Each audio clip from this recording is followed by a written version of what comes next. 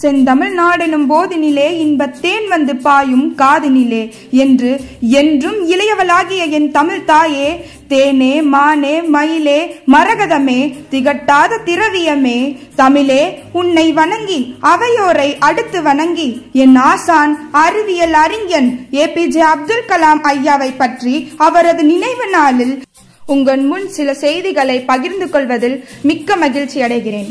அன்பினால் எதையும் சாதிக்கலாம், ஆசிரியரிடம் அறிவை கற்கலாம், இந்தியா வல்லரசாகலாம், ஈன்றவர்களின் பெயரை கௌரவிக்கலாம், உழைப்பவர்களுக்கே உயர்வு கிடைக்கலாம், ஊருக்கு நல்லது செய்தால் உயர்ந்த மனிதர்களாகலாம், எண்ணங்களில் எழுச்சி பிறக்கலாம், ஏற்றங்களில் நல்ல மாற்றங்களை சந்திக்கலாம், ஐயமின்றி வாழ தவறுகளை தவிர்க்கலாம், ஒழுக்கமாய் வாழ உறுதி எடுத்திடலாம், 1000 கனவுகளுக்கு உயிர் கொடுத்திடலாம், அவ்வை அறிவுரைப்படியே என்றும் நடந்திடலாம்.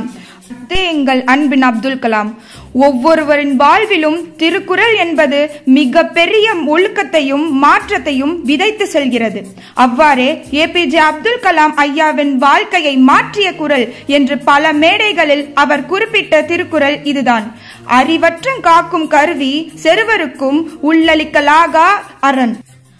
அதாவது அறிவுதான் அற்றம் காக்கும் கருவி, அதாவது அறிவுதான் அற்றம் காக்கும் கருவி என்பதை முழுமையாக நம்பியவர் அப்துல் கலாம் ஐயா. எத்தனை ஆயிரம் தடைகள் வந்தாலும் அத்தனையும் துடை தெரியக்கூடிய சக்தி கல்வி அறிவுக்கு மட்டுமே இருக்கிறது என்று மாணவர்களை நல்வழிப்படுத்தினார். தவறான பாதையில் வேகமாக செல்வதை விட சரியான பாதையில் மெதுவாக செல்லுங்கள், வாழ்க்கையை புரிந்து கொள்ளுங்கள் என்று மாணவர்களுக்கு அறிவுரை கூறினார். அப்துல் கலாம் ஐயாவிற்கு மாணவர்கள் என்றால் அவ்வளவு பிடிக்கும். அப்படித்தான் மாணவர்களுக்கும் அப்துல் கலாம் ஐயாவை பிடிக்கும். உனக்கான வாய்ப்பிற்காக எதிர்பார்க்காதே, உனக்கான வாய்ப்பை நீயே உருவாக்கிக்கொள் என்று மாணவர்களுக்கு அறிவுரை வழங்கினார். மாணவர்கள்தான் எதிர்காலத்தின், அதாவது இந்தியாவின் தூண்கள் என்றெல்லாம் கூறியிருக்கிறார். வாசிப்பு என்பது ஒரு மனிதனுக்கு எவ்வளவு முக்கியம் என்பது அவன் வாழ்க்கையை தனியாக வாழும் பொழுதுதான் புரிந்து கொள்வான். அதுபோல ஒரு நல்ல நண்பன் எவனென்றால், எவனொருவன் நீ வாசிக்காத புத்தகத்தை வாங்கி வந்து உன்னை சந்திக்கிறானோ அவனே நல்ல நண்பன் என்று ஆபிரகாம் லிங்கம் ஐயா கூறியிருக்கிறார்.